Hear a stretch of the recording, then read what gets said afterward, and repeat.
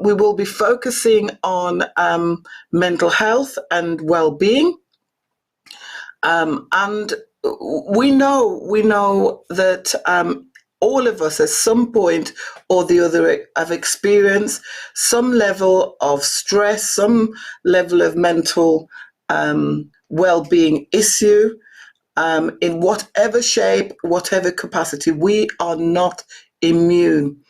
And I think mental health has been talked about more now than ever before. And tonight we want to have a conversation, and that's what it will be, a conversation with some of our panelists tonight, and you will hear real life story of someone who's been through a clinical mental health issue. We will be discussing tips and giving advice, and also listening in from some of our experts who sit nationally on various committees that can support us, even as people of faith. So whether you are faith or no faith, this actually, this really is relevant. And for people of faith, we will be discussing the elements of how our faith supports us with our mental health and well-being. So we want you to just sit comfortable, grab yourself a drink. Yes, I've got mine. And just sit comfortable and just share with us. We want to also communicate with you. So whether you're in Facebook, please drop your comments. If you've got any questions, whether you're on YouTube, we have members of our team monitoring the chat boxes to see what your questions are and what your comments are. We want to take the time to listen to what you've got to say and give the opportunity for our panelists to respond as well. So we want it to be as interactive as possible, and we want to listen to what you've got to say and to also respond.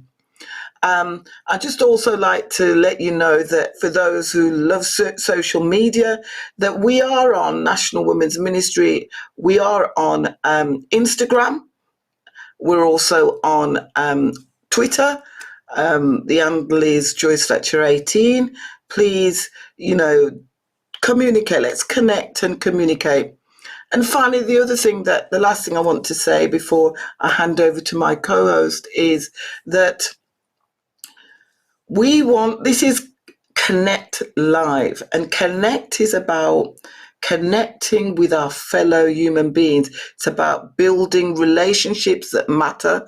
It's about connecting in different levels of conversation and building those bridges. And we want to tonight, as you listen to the show, to think about, how can I connect with someone who may have a mental health issue?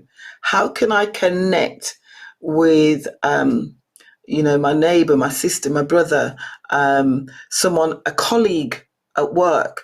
Because sometimes it's not always obvious, and you might not know or realize that someone is going through a particular issue. And sometimes it's just one word, just connecting at a deeper level, not the hello, how are you? And we've gone through the door before we have chance to really listen. So a depth of listening, and we'll hear a little bit more about that tonight. But think about, what can you do to connect? Right, without any further ado, I'm really looking forward to tonight. I'm going to introduce you now to Alni, my co-host for tonight, Alni Powell. Thank you, Joyce. Good evening to all our audience. Trust you are well and family are keeping safe despite the current pandemic. I'm so pleased that we are addressing this very important subject on mental health and well-being. I have worked for an NHS mental health trust for a number of years, and I liaise with mental health professionals on a day-to-day basis within the remit of my responsibilities. So I am very much aware of some of the issues that can affect our mental health. I know there may be stigma around this subject, but our mental health is as important as our physical health. And this evening, I am really looking forward to our discussion. And I know that it will be beneficial to all of us. So as Joy said, sit back, relax, and we're looking forward to participating with you. Thank you. Over to you, Joyce. Thank you, Alni. I didn't introduce myself, and I make the assumption that people know who I am. And so, yeah, I'm Joyce Fletcher, and you reminded me, Alni. So I spent over 36 years working in the NHS, and over 30 years of that time has been working in mental health services. So I've worked in clinical areas, I've worked as a nurse in ward areas, and I moved into the community working as a community psychiatric nurse. And then I moved into professional development, policy, practice, and setting standards, and more latterly as a director of nursing, governance within mental health, learning disability, and community services. Yeah, and you know, in my own family, I've experienced mental health as a carer as really close at heart.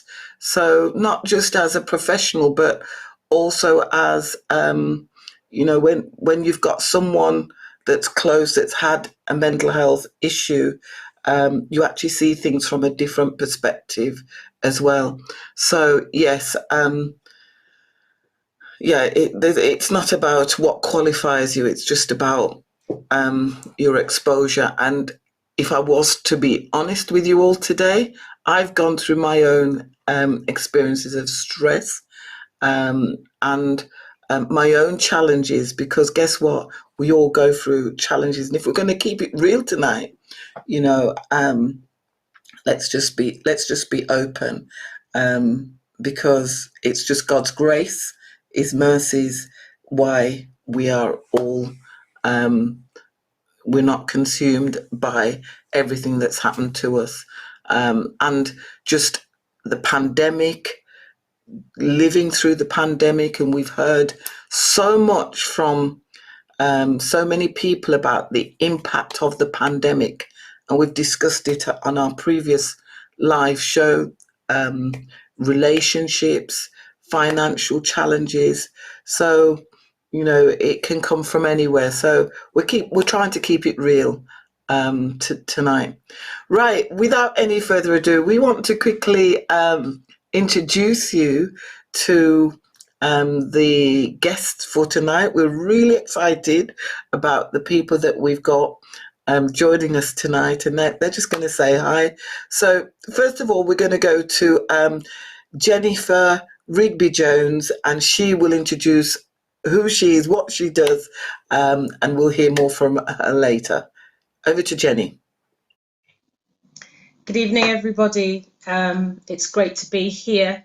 I count it a privilege, actually, to be able to share with you this discussion. I'm going to be talking about stress management. I am the COO for Health Exchange, but my first love and my passion was around mental health and wellbeing and delivering stress management for women like us and others who are joining us. Thank you, Jennifer. We're going to move over to Carol Cooper. We're delighted to have Carol join us today. Carol.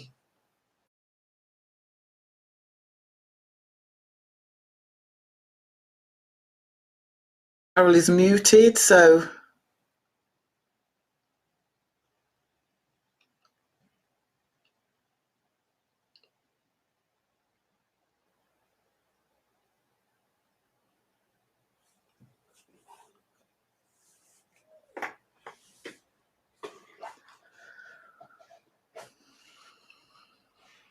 Okay, we can't hear Carol. We can't hear Carol, but I'm sure we'll get that technical itch resolved shortly. So Carol is an award-winning head of equality and human rights. She also sits on an expert panel for national panel for suicide prevention, and she will be joining us as well. And last but not least, most importantly, is Sonia Walker, Mitchell Walker, and she will introduce herself and what she'll be doing tonight. Over to Sonia. Good evening, everyone. It's a privilege being on here talking to you about experiences that I've had in the past in my life. As many of you will know, I am from Leeds, which is up in Region 5 North. Women's Ministries Regional Director. And I know many of you are saying, oh, I've known Sonia for years, but I just want to ask this question. How well do you know me? Thank you.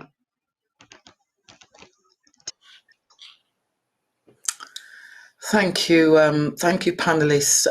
We're going to go over to Alni now, who's going to be introducing our guest psalmist for tonight. Thank you. We've got a guest psalmist this evening, and her name is Tashana Sanster. And she's a worship leader. She grew up in the church where she started singing from an early age. Her love for worshiping through singing continued to develop throughout the years. Through her ministry, people encounter the presence of God and change through worship. She has many other giftings: fashion designer, seamstress, and is currently building her women's wear fashion brand called Raw Class. Wow, Sister Joyce, Raw Class. We should sign up. We should sign up. Personal. She believes women should look good and feel great. So she creates bespoke garments to help achieve this.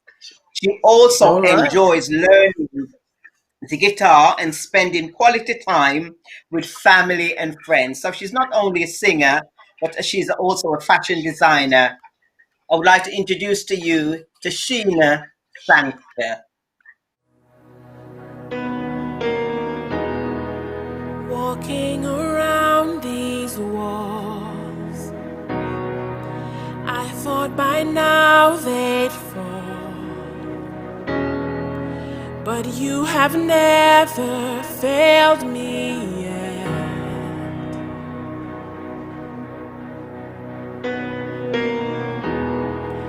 Waiting for change to come, knowing the battle's won, for you have never failed me yet. Oh, your promise still stands.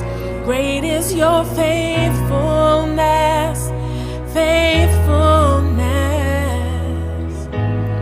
I'm still in your hands.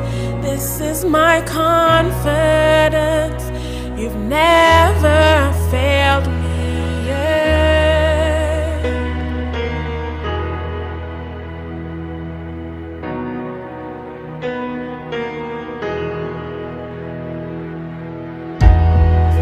I know the night won't last. Your word will come to pass. My heart will sing your praise again. 'Cause Jesus, you're still enough. Jesus, you're still enough. Keep me within your love. My heart will sing your praise again.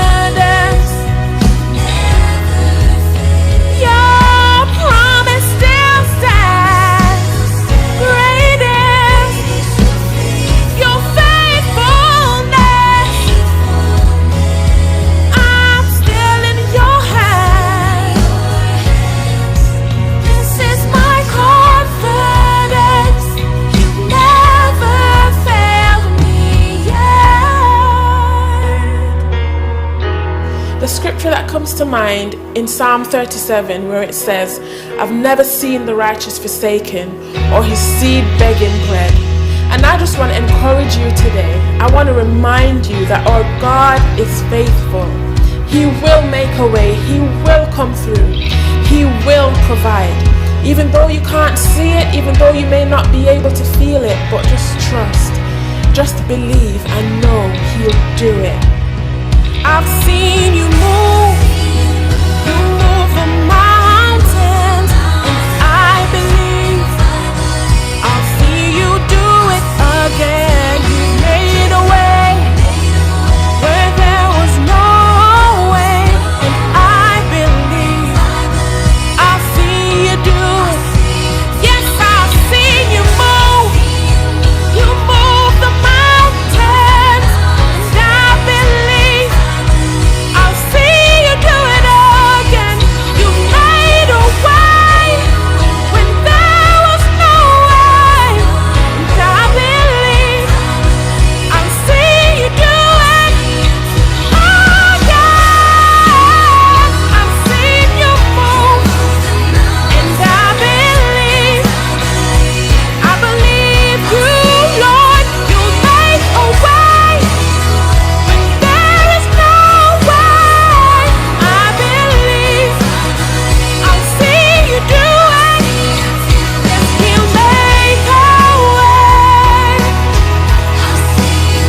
Yes, he'll make a way for you. He will. I believe. Yes, I believe he's done it. 'Cause I've seen you move.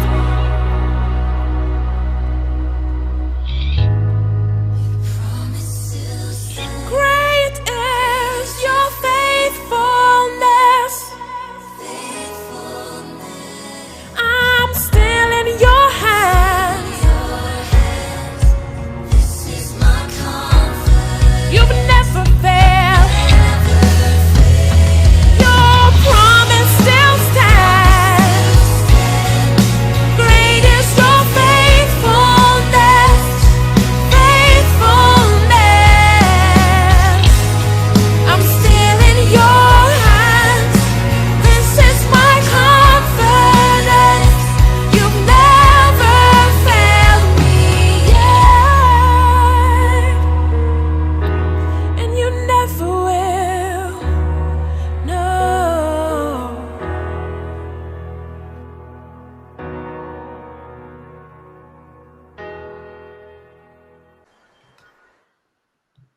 Amen. Amen. Amen. This is my confidence that you've never failed me yet.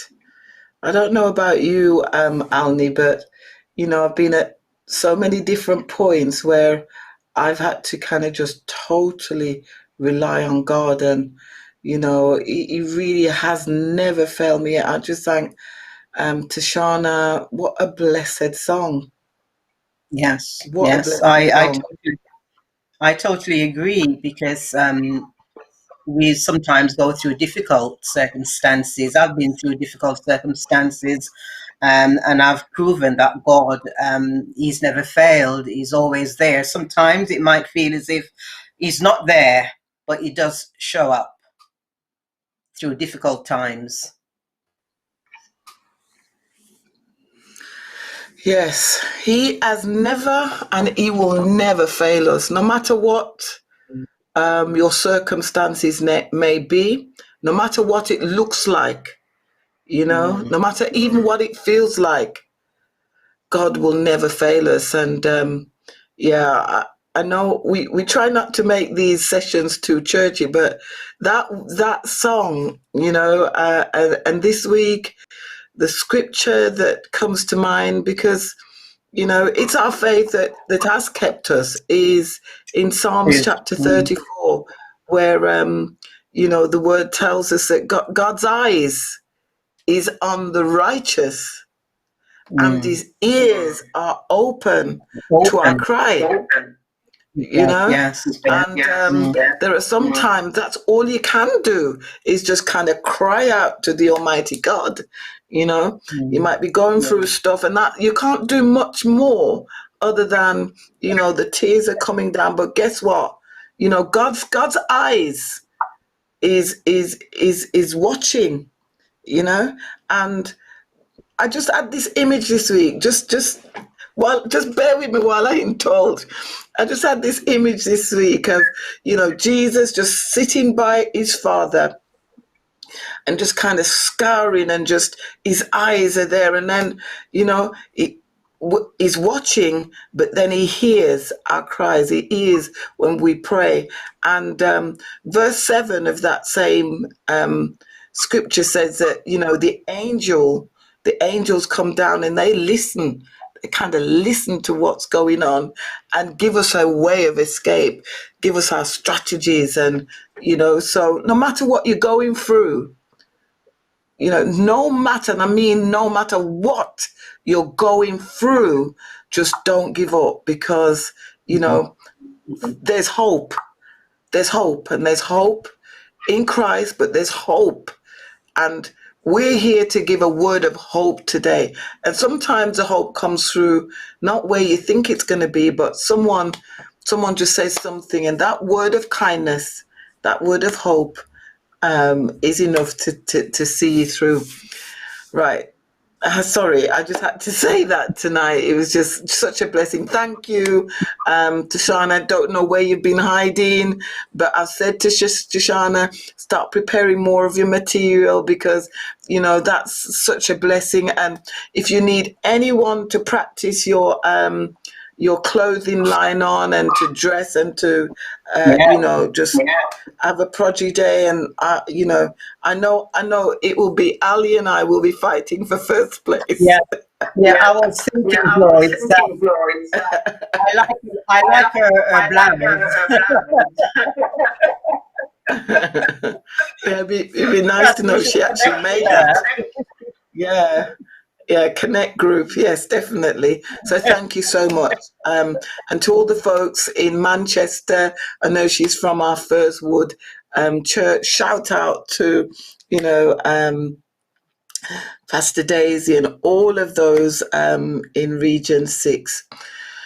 Okay, we're going to bring our panelists together just in 1 second. If Carol is still with us, if she could unmute a mic on set, or go out and come back in. I know she was experiencing some technical issues earlier on, but we're going to bring all our panelists together, and we're going to, you know, we're just going to start.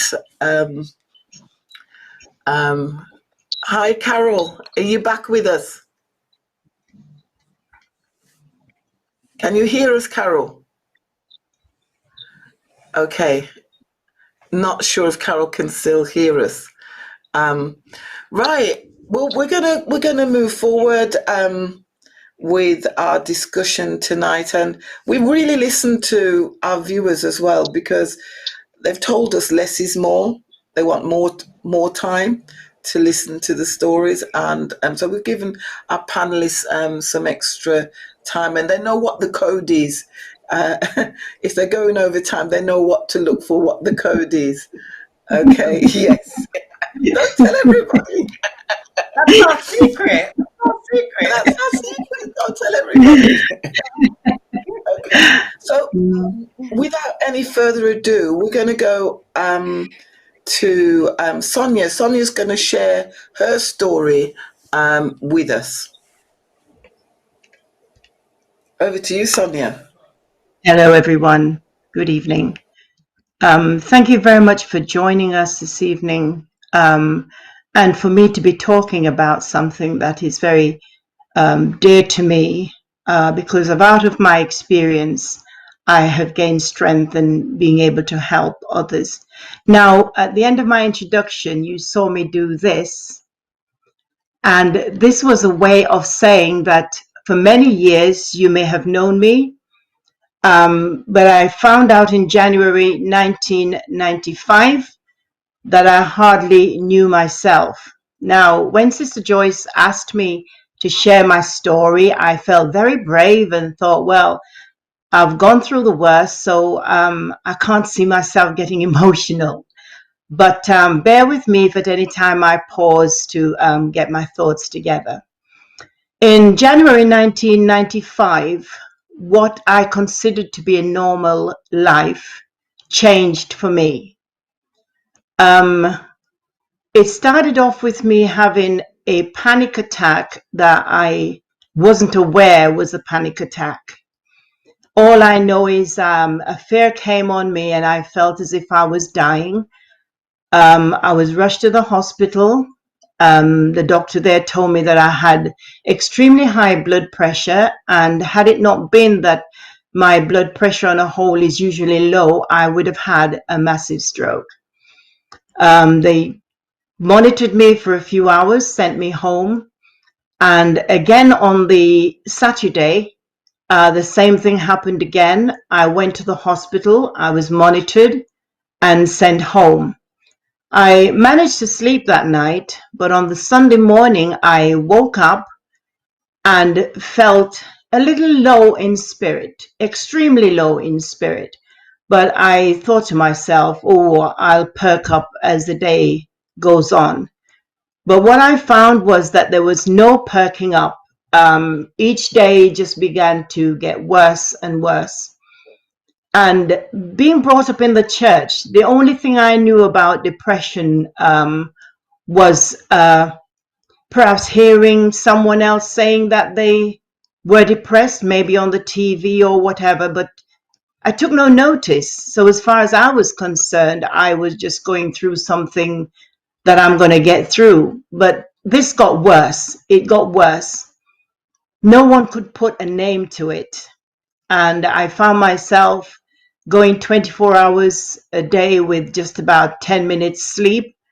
I wouldn't eat. If I had a normal plate of food, I would sit over it and cry. And it had to go into either a tea plate or a saucer before I could eat it. At first, I kept it very quiet, still wearing the mask, which is something we do expertly. My husband knew nothing about the hours of crying that I would do each day that he went to work. But eventually, because I had a gynecological appointment with a consultant, when we turned up at the hospital the day, I was obviously puffy eyes because I've been crying a lot.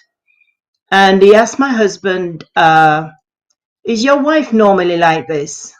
At which point Des said, no, she's usually life and soul of the party.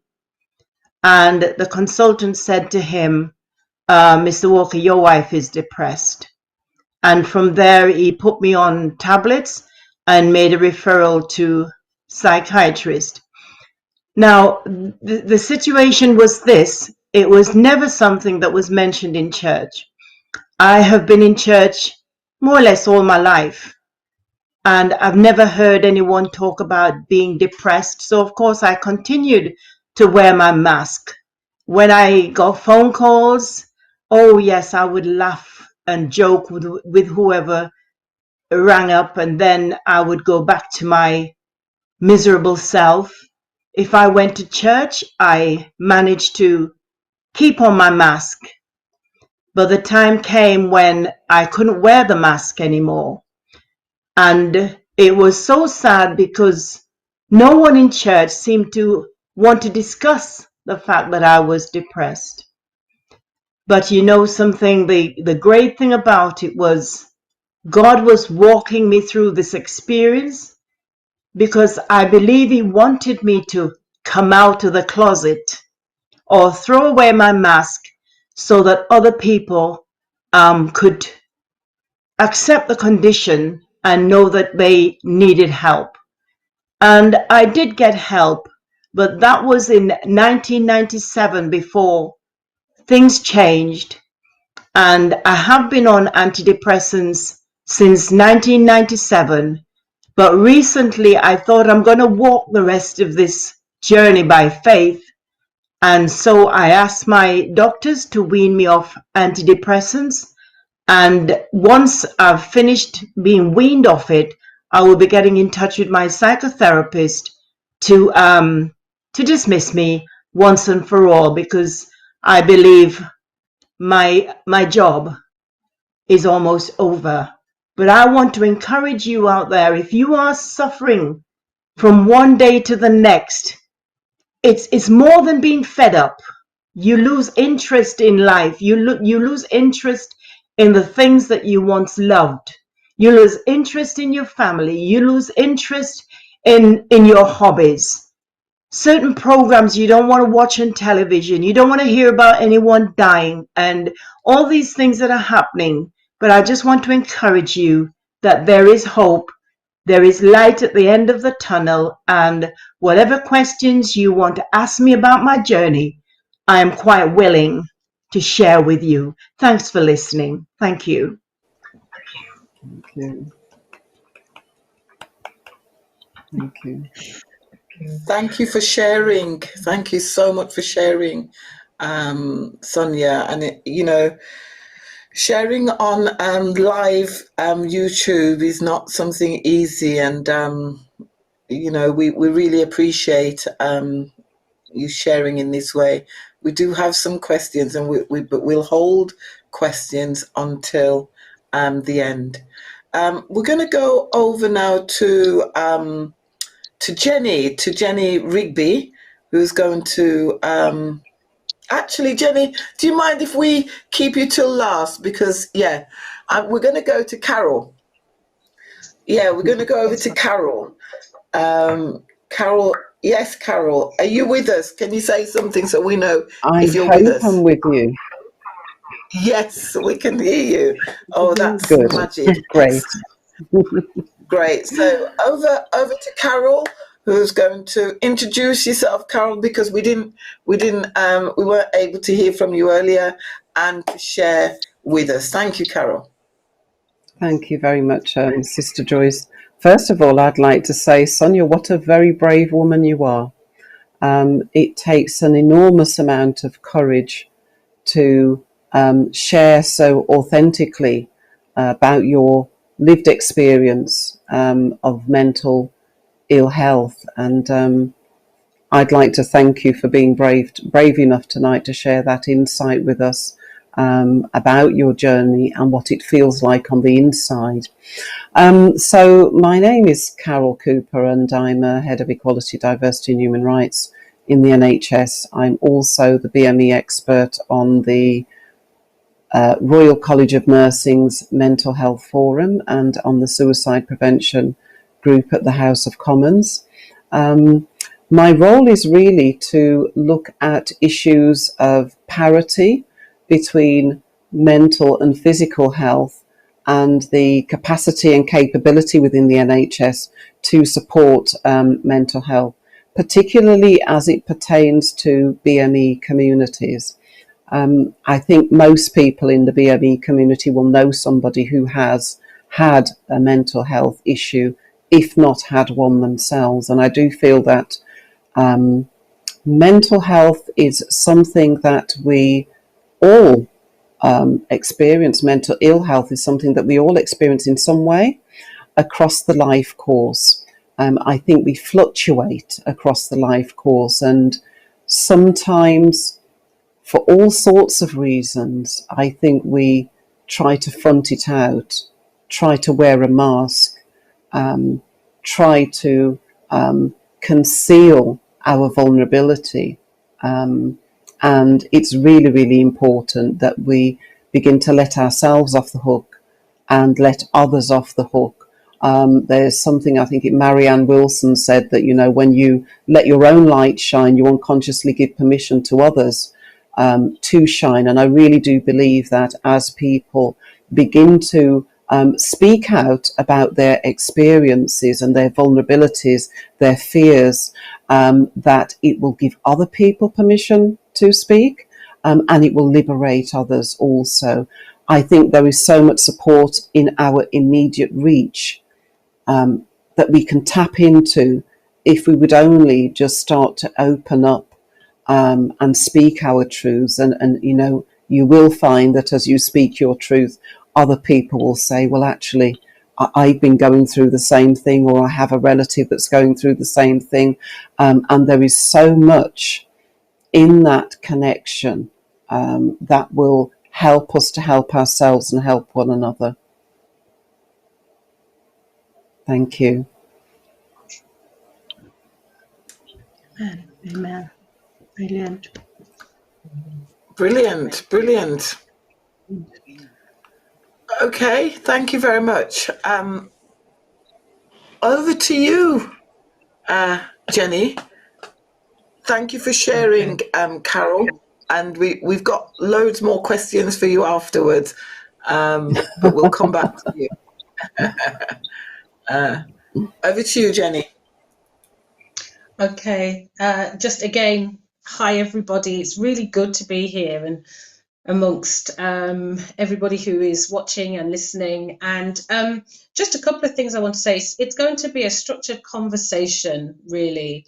And for those who know me, my dad was a minister at Acox Green Church. That's where I came from, in Acox Green. But my day job, apart from when I'm doing things with church and being part of the worship team, is I am Chief Operating Officer for Health Exchange, and we are a West Midlands based organisation who works across the whole spectrum of wellbeing. And part of what we do as an organisation is try to work with individuals where they are. And the reason I've been with them for over 10 years, nearly 11 years, originally wanting to stay for 1 year, is that is still true today in terms of what we do. We try and get people to exchange with us how we can best support them in their journey to well-being. Now, we run a number of programs, whether they are physical health, like type 2 diabetes or pre-diabetes, but also mental health and well-being. So I have quite a large team of staff who deliver access to psychological therapies. We also have Forward Thinking Birmingham. We work with young people in mental health. But my background specifically is very much around looking at how can we as individuals manage stress. And that's something that I've done for years. I did a degree in social policy, and just in terms of my own personal story, the first time I experienced extreme stress was the day I handed in my dissertation, and I was sat with my tutor and it was already in, but the stress of trying to pull all of that together, I just remember sitting in his office and just crying my eyes out. Never been somebody who would be that emotional, but it impacts us all at some point in time. And I thought what would be useful is just two key things. Is one, you're not on your own. We all go through stress. Sometimes we say, oh God, I'm really stressed out.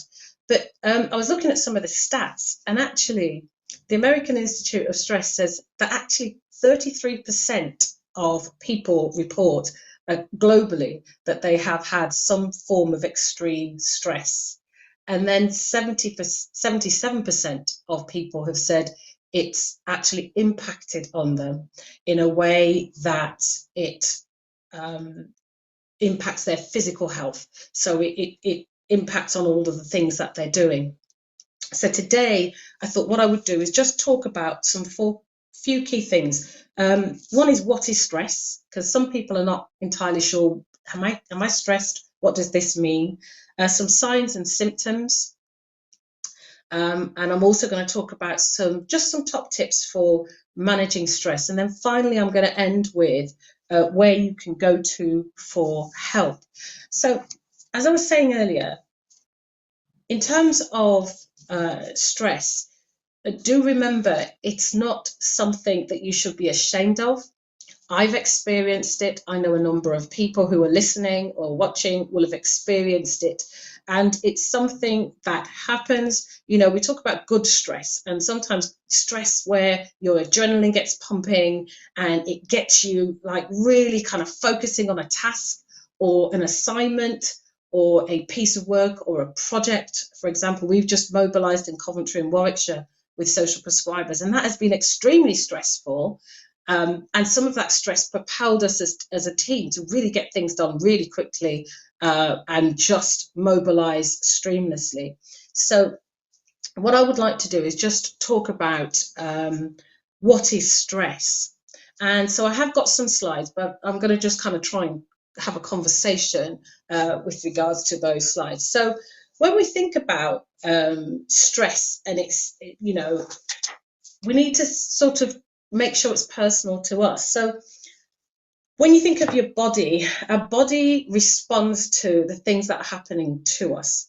So when we look at what is stress, stress is your body's way of responding to any kind of demand or threat. If you go back to earlier times, you know, when it was very primal, you know, you could have the cavemen, they'd be running through the forest and they might see some form of animal. Now, that stress element would say, okay, there's a fight or flight situation that's going to happen here. Can you fight off this predator, or do you need to run? And that's pretty much what happens in our body. And when it senses danger, our defense mechanisms start to kick in. So your body goes into a rapid fight or flight response, which is a stress response, and it's our body's way of protecting us. And when we get stressed out, we find that we start to shallow breathe. You know, that's the kind of thing that we do. And it's just our body's way of trying to get us to respond to the threat or the danger that's happening. Now, in our day-to-day lives now, it's less about large animals or saber-toothed tigers and things like that. It's often about things like caring for loved ones who have long-term conditions. It's about debt. It's about you know, can we pay our mortgage? You know, if we think about COVID, which I'll talk a little bit about shortly, think about COVID-19, lots of people are going through this kind of crisis fatigue, and that's something that's really, really, you know, typical across the world because we're all experiencing it. 74% of people have expressed that they've been stressed out and unable to cope. So again, just remember throughout this short talk that I'm giving, you're not on your own. Lots of people experience it. You know, when we think about young people, I saw some stress and I've just kind of written some things down. It says 44% of young people have cited debt as one of the reasons that they stress, and also the need to succeed. And, you know, these are things that we are often having to combat.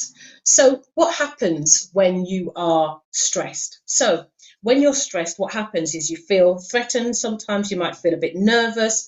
Your system responds by releasing a flood of stress hormones, including adrenaline and cortisol. And those are the things that kind of like get you doing the task really quickly. It's like, okay, right, I've got to do this, this, and this. And we solution focus.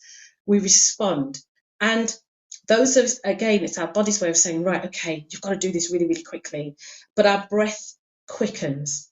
So when we are stressed, our body's way of kind of helping us to deal with that is to kind of shallow our breathing. You might find your fingers tingling. There's all sorts of things that happen in our bodies as a response. And you'll be familiar with some of these. I'm sure if you had a piece of paper, you could tick off some of these as well. So emotional symptoms of stress could be depression, and Sister Sonia was talking about that earlier, or general unhappiness, anxiety. You know, if I'm coming up to a big piece of work, or I think it's something that requires a lot from me, or I'm chairing a meeting or a forum, or I'm speaking with commissioners, there is definitely some anxiety there. And I'm just kind of, I couldn't be, you know, in a situation where I'm thinking, God, you know, you really need to get me through this process.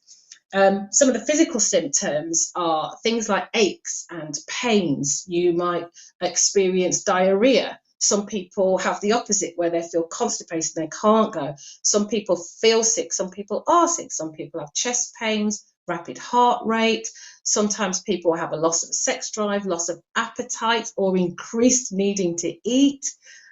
Sometimes you might find that you're also getting more colds. Your immune system just doesn't seem to be coping as well as it would do. And I'm sure you can think of many, many, many others. Now, one of the key things that is stressing out a lot of people, including some of my teams, is this COVID-19 pandemic. And I was looking at, well, what's the impact? And there were two doctors who were talking about it, Petros Lavounis and another doctor called Debna. And they were talking about what's happening with regards to crisis fatigue. And this is that people, we get into a situation where the country is kind of called together. So if you remember back in March of this year, Boris Johnson talked about the lockdown. Now, the day before that, I was with my staff at the office and we were saying, we think we're going into lockdown. And literally the next day, that was it, closed the office, everybody needed to work from home. So our business continuity had to kick in. And he talks about several stages. One is about the heroic phase. Next, there's the honeymoon phase. And do you remember everybody was clapping for the NHS? We were all part of this community, and every Thursday, everybody would clap. Then, and where people appear to be now, is this disillusionment phase, where we're entering now and we face this kind of crisis fatigue. And that sometimes can go on for months. But Lavounis talks about trying to take care of the things that you can do something about. So what can you do about it? So Lavounis talks about taking care of the 4 pillars of physical wellness, and you can tick off whichever ones of these that you feel are appropriate: nutrition, sleep, sex, exercise, etc. And so these are ways that he's saying is pillars of kind of making sure we're looked after. Now, not all will apply to everybody, but you can take from those which you will. The other bit is really critical, and this is where our faith family and our community families, our work families, our work teams, stay connected with friends and family and society at large. And he said, just as we're doing tonight, use the electronics and the technology that we can use whilst we're having to socially distance. I know within our local church, we found that we're getting more people tuning into Sunday service through the wonders of technology, and that's connecting them. The other thing, and I say this to my teams regularly, is trying to preserve your routines. So even when you're working from home, so all of my staff are now working from home. In the last few months, senior management team, we've been going in every other day, and our single point of access team has been there on some of the days during the week. But even if you're at home, set yourself a routine. Get up in the morning, get some breakfast, do some exercise, go for a walk. I'm not saying run a marathon, but try and get a routine and then start your day. And also switch off at the end of the day. It's really, really easy to get days that are so long because we have, they've got access to us all the time. The phone is ringing, the Zoom's going, you've got a Teams meeting and so on. But do try and make sure that you get that routine, get yourself up, get dressed. If you put makeup on for work, put on a bit of makeup. There's nothing wrong with that. Get yourself dressed up, wear some beautiful bright colours, and just look after yourself. And in addition, the things that we can do, particularly around COVID, is limit your exposure to the media. I've said this to several of my friends, stop watching the news 24/7. It's not helpful. Get headline alerts on your phone. It really is just that simple. And if you need to, go deeper into the story, then do so, but do try and minimize that. Try and replace emotions of anger and hatred with feelings of appreciation and love. Being mindful of what we have, being mindful of, the family, the friends, the support networks that we have around us. It's difficult. So, one size doesn't fit all, and things that work for one may not work for everybody. But also engage in activities that you enjoy. Most people who are either on my Facebook or who know me personally know I love to walk. I was on a beautiful walk this morning by Tudor Grange Park. I got to see water, I got to see birds, I got to see the trees and nature and breathe in some fresh air. And it was just a nice change from the norm. For some people, meditation and yoga works. There are some other tips that I would like to talk about in terms of how you can manage stress. And we'll do a bit of a deep breathing exercise at the end, but deep breathing is really important. So if you remember back at the beginning, we were talking about the symptoms and the things that happen when you feel stressed and your breathing becomes quite shallow. Well, deep breathing is where you slow everything down and you pause and you breathe in and you breathe out and you sit really comfortably and just be still. And in the same way, you can also use progressive muscle relaxation. That's where you just kind of zone each part of your body, and you can either tense and relax, or you can just think consciously about each area of your body and just let yourself be calm and relaxed. Visualization, I find this really helpful. Sometimes when I'm anxious about a particular piece of work, or I'm currently doing my MBA and there's an assignment and there's a deadline and I've got teenagers at university and all of this stuff is going on, I have to take myself to a peaceful place. And sometimes you can't do that physically, so we have to do it in our minds or look at something that takes us to that peaceful place.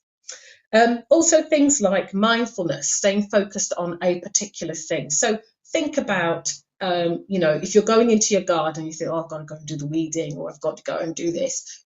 Look around the garden, look up, look at the building, look at your house, look at your home. If you walk through the town centre or your town centres, wherever you are, just look up. Sometimes you'll be surprised at the architecture and the calming effect of how just being mindful in a moment can help.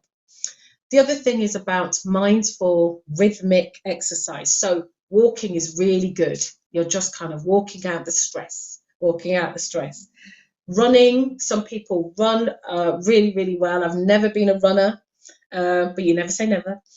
Swimming is also good. And I mentioned yoga for some, if that's your choice. Also, Tai Chi is very calming. We've used that in the past with patients who've had COPD.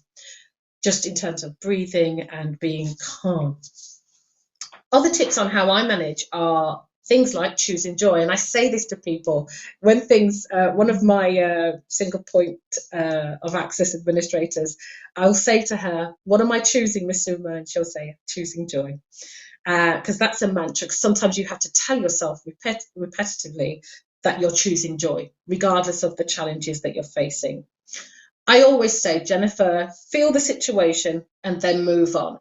Before, I never used to feel that I could allow myself to feel it, because it was like, that's a sign of weakness. I come from a big family. There's me, then 3 brothers, and then my older sisters. It's kind of like, come on, get on with it. But actually, you have to allow yourself to feel it. Learn to say no. It's really hard for us to say no, but you cannot do everything. Remember, you are super women, but we don't need to be superwoman. Okay, and that's something that came to me just a couple of days ago. We kind of feel we've got to be everything to everybody. We don't, and you have to be able to say no. Maintain your work-life balance. Switch off the computer at the end of the day. Sometimes switch off your phone. I know that's hard because we feel so connected to our phones, but switch off the phone and have pause points. Ask for help when you need it. That's okay. It's nothing to be ashamed of. Ask for help. I've asked for help, but it took me many, many, many years to get to that point. And I probably could have saved myself many years of stress if I'd only have asked for help beforehand. Surround yourself with positive people. If you're stressed, there's no way that surrounding yourself with somebody who's negative is going to help you. So be aware of the circle of people who you surround yourself with. And then one of the other things that I've used in the past is rocks, pebbles, and sand. And what that is often when we're faced with that dreadful situation which is causing a stress response, we often try to deal with the sandy bits, the simple things that we know we can get done, we're not going to fail at. But the best thing that we can do is deal with the rocks first. Deal with the big thing. Even if you have to break those rocks down into smaller pieces, deal with that first, then deal with the smaller issues. And then you can deal with the sand easily, because those are things you could deal with all the time. And often, just in coming towards the end of this, sometimes we feel that we are unable to ask for help. We are failures if we don't get it right all the time. But there's a writer called Zig Ziglar, and he said, you know something? Failure is an event. It's not an individual. It's not the person. So think about that. Every time you think, I've got a fear of failing, and that's the thing that makes you stressed out, just remember, you are not a failure. The event might have failed, but what have you learned from it? What can you change? What could you do differently? Sometimes you can't do anything differently. My staff are aware of the mantra, did anybody die in this situation? Okay, what do we do now? So just in closing, I just thought it'd be useful to identify some places that you can go to for help. So it's on the slide and these will be circulated. So there is an association of Christian counsellors and you can email the head office, office@acc-uk.org. They have office hours Monday to Friday, 9 a.m. till 5. There's Sentient Counselling. If you go onto the COGOT website, you'll find Sentient, and that's free counselling support. You can call them on 0121 258 2231. Saint Germain also offers free counselling services for individuals. And if you click on those websites when you see them or when they're shared in the chat or circulated to those who are on it, you can get help from there. For those who are experiencing stress, particularly due to COVID-19, or you are a frontline worker and you've been dealing with this stress throughout the whole of the pandemic, we are part of a consortium called Living Well Consortium, and all of the partners have been able to offer extra sessions around COVID, particularly for frontline staff members. And so just to close, I thought it would be useful to do a bit of a breathing exercise. And just when you feel stressed, when you're feeling a little bit anxious, just try and deep breathe. So when you're doing that, just be still, sit nice and calmly, breathe in through your nose and out through your mouth, and you can count as you're exhaling. So you are breathing in. And so if people are able to do that. Oh, we've got some background music, that's great. So again, in through your nose and out through your mouth. Again, in through your nose, out through your mouth. Just release the tension and the stress. One more time, in through the nose and out through your mouth.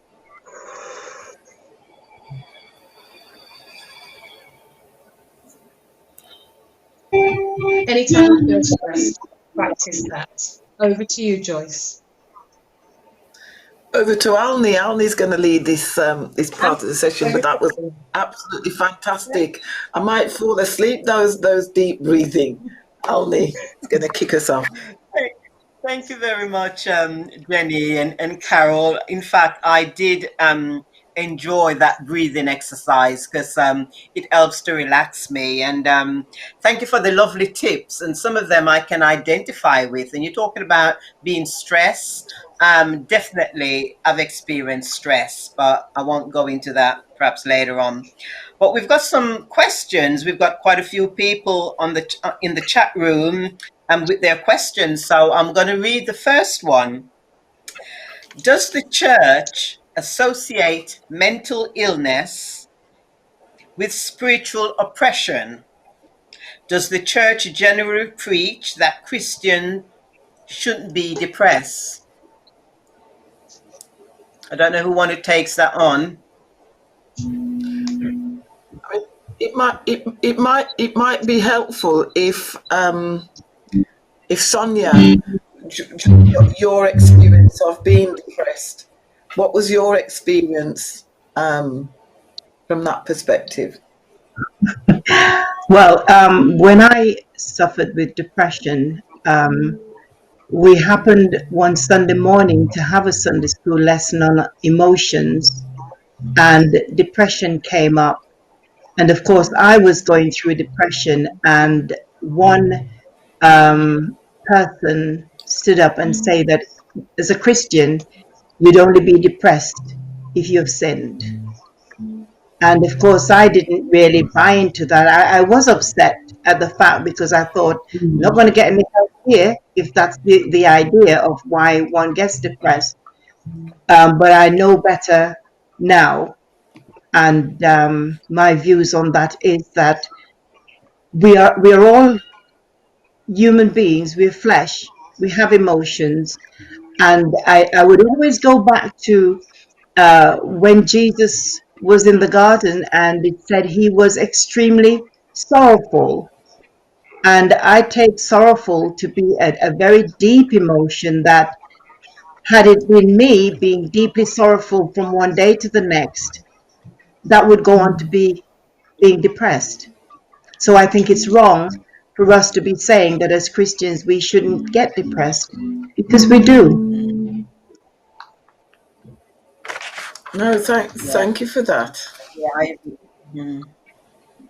Thank you for that. I agree with you. I agree with you, Sonia, that not because we're Christians, we are exempt from being depressed. And some of and there are a lot of issues that is going on today that cause us to be depressed. So we're Yeah. not exempt. So I believe that as a church, there are those who have changed their way of thinking, and they're beginning Mhm. to realize that mental illness comes to everyone.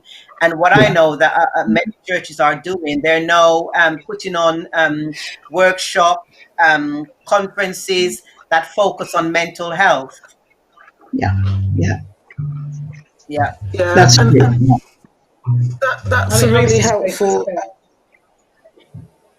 I was Go just going to ahead, say, please. Yeah. Sister, it's just really positive, I think, and you know, I can see where that question's coming from, because you know, most of us who are probably on the call will have grown up in the church and grown up hearing people say things like that. Sister Sonia, that you were saying, you know, if you're only depressed if it's a spirit, or if you've sinned. But it's really, really positive to see that churches are tackling this, and Yeah. even within cell groups, people are being able to speak to their cell group leaders. There are a number of counsellors who were trained up across the church sector, and there's also obviously external counsellors. But I know that even within the church, we've got a number. They're not necessarily ministers. They will have done the Christian counselling course many years ago, and a lot of people built on that. So there is a recognition that it does happen to us. We are human. We're in this Yeah. world, we're of the world, but we are human, and we do experience these things. So Mhm. it's positive in the way we're moving. Yes. Yeah. Yeah. Excellent. We have another question. Just follows on from that about particularly how do we overcome stigma of mental health, and there's a kind of embarrassment, especially in the Black community. So, and I don't know if the panel agrees with that. I'm going to go to Carol with that question. Agree with that, but how do we overcome the stigma in the community if you've got someone in your family that's got a mental health issue? I think there is stigma across society around mental health, because I think there is almost an expectation that we cope with life, even though many people are not coping, and that's the reality. About maybe 1 in 5 people are taking antidepressants in the UK. In the USA, it's about 60%. It's much more a sort of way of life and recognition that people may need to support their mental well-being in a more proactive way, and it's much more acceptable to seek health. I think we're on a journey in the UK. We haven't arrived at that point yet where people are more open about their mental well-being. In terms of workplaces, there's growing recognition of mental ill health as a disability, and much more support to try and get workplaces to recognise the impact of mental ill health on employees.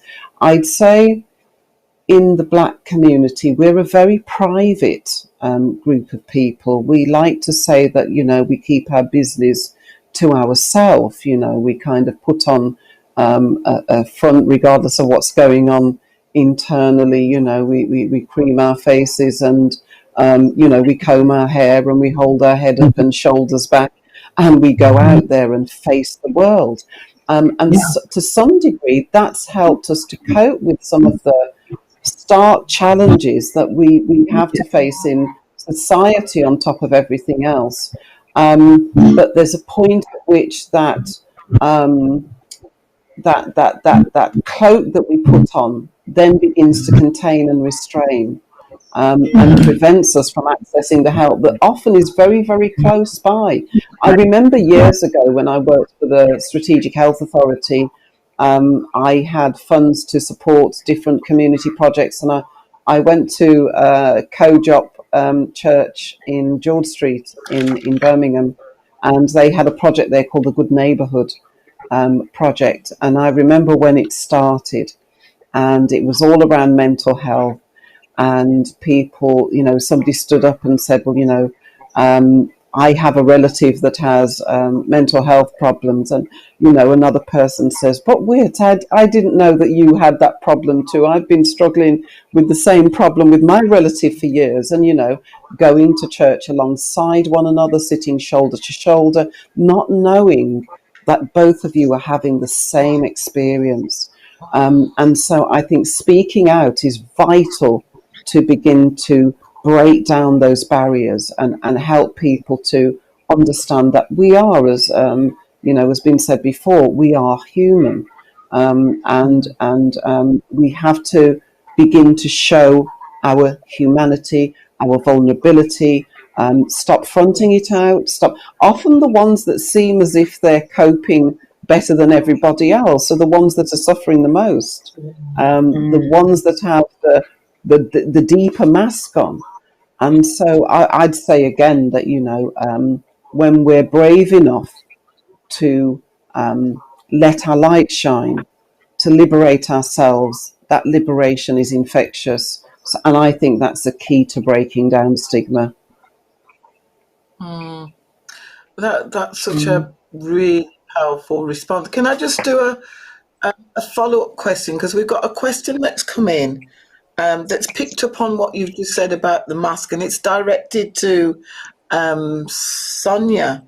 It says, thank you, Sonia, for sharing. Can you say more about the metaphoric mask and how it manifested itself on a daily basis? Okay. Yeah. You will recall means my husband saying to the doctor that I'm usually the life and soul of the party. For me, that was a mask that I've been wearing since I was quite young, where I must appear to look happy even when I was not. We have a way of looking at your face and people will say, what do you know? You can't explain what it is that's going on, because as soon as you walk away from a mirror, you forget what you look like. And it's only those people who are looking at you that will actually see whether you're happy or sad. Well, I had a tailor-made mask where as long as I was out there with Joe Public, I would be always laughing, cracking the jokes and everything. But as soon as I'm on my own and get deep in thoughts, I would begin to show or see myself as being miserable. But wearing a mask is a way of saying, this is what you expect from me, and therefore this is what you're getting. But like I said, I came out of the closet because I realized that hiding this illness then, or pretending it's not happening to me, it was important for me seeing other people in their masks to say, well, something needs to be done about this. So I would encourage anyone out there to start being real. Let people see you as you are. Let them know you're in pain. Let them know you're hurting. Someone steps on your toe and you've got a sore toe. Yell, scream. Let them know that you've just hurt them and get the help that is needed.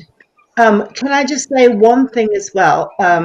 whenever I went to see my therapist and they gave me this form, and the one thing that always stuck out on that form was they would say, in the last 7 days, have you had thoughts of harming yourself? Now, I knew exactly what they meant about that. And I'm going to be totally honest here. I have never thought about taking my own life, but if end of life came, I would have gladly gone with it because the sickness made you feel hopeless and everything else that goes with it. But I would never, ever have taken my own life. But trust me, when you suffer with depression, you've got to be honest first with yourself and with everybody else. Because as long as we wear that mask of being happy all the time, people will never know what we're going through. So that mask, it doesn't help anyone. Take it off. See yourself for who you are and let everybody else see you for who you are and what you're going through.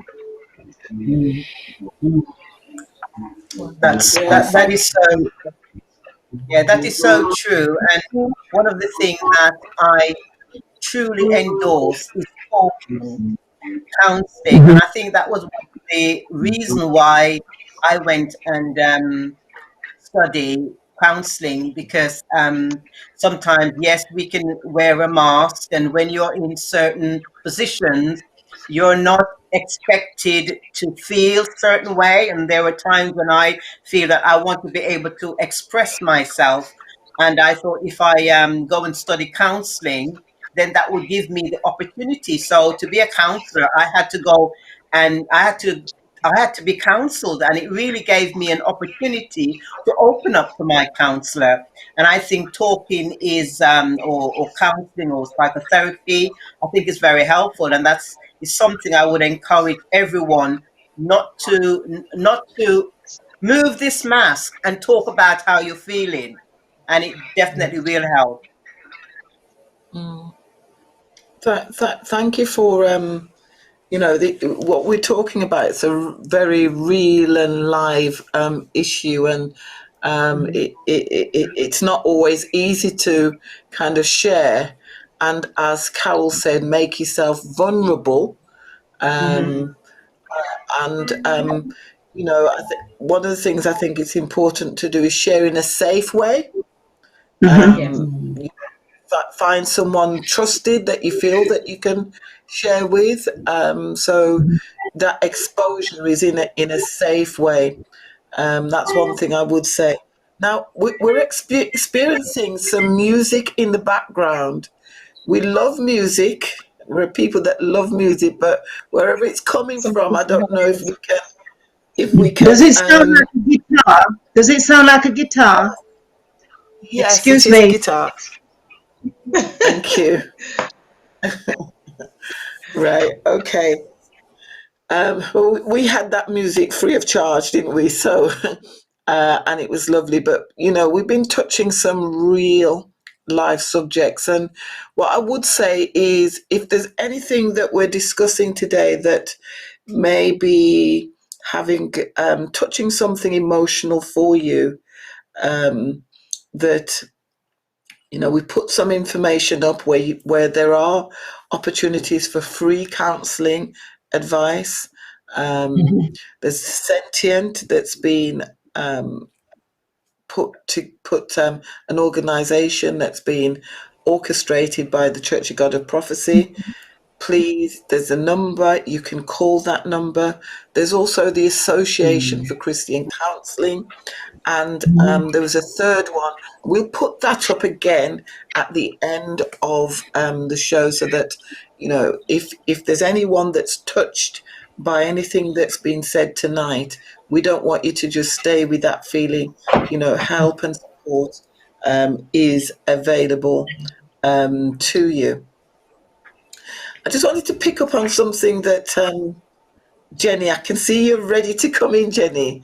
I was just going to say something, and it was in response to the other question about what the church is doing in this situation. And when I was thinking about, stress and how we manage it, how I manage it, the scripture I always had leaned on was 2 Timothy 1, and it's, God has not given us a spirit of fear, but of power, love, and a sound mind. And often we do it in relation to ourselves.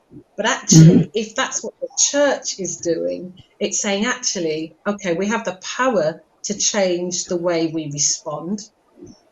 We have the love that we can show to people so they can be vulnerable, be open. The reasons why people carry things is they don't necessarily want to have everybody know their business and so on and so forth. But we've moved past that, because when you keep it, you're not dealing with it. But if the church takes this on and says, actually, we've got the power to do something, so we've got Sentient, we've got Association of Christian Counsellors, we've got all sorts of things that we're doing. If we use love, this is a great commission, if we use love, then the way how we respond to people who've got these needs will always be different. It's not going to be one of, oh, just go and pray about it or pull yourself together. It will never be that if the bottom line is love. It will never be, you're like that because you've seen. The bottom line will always be love, and then of a sound mind. The way we have to deal with it is practically.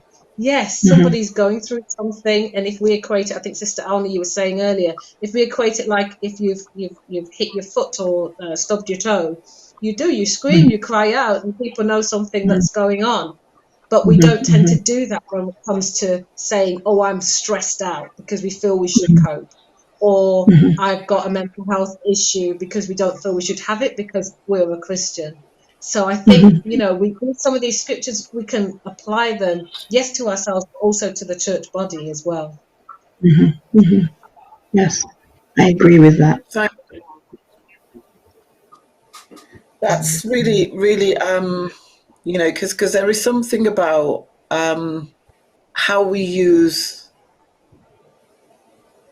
the word and using the word in the situations that we're in, and the word giving us strength, and sharing that love through connection, and sharing our faith through connecting with others.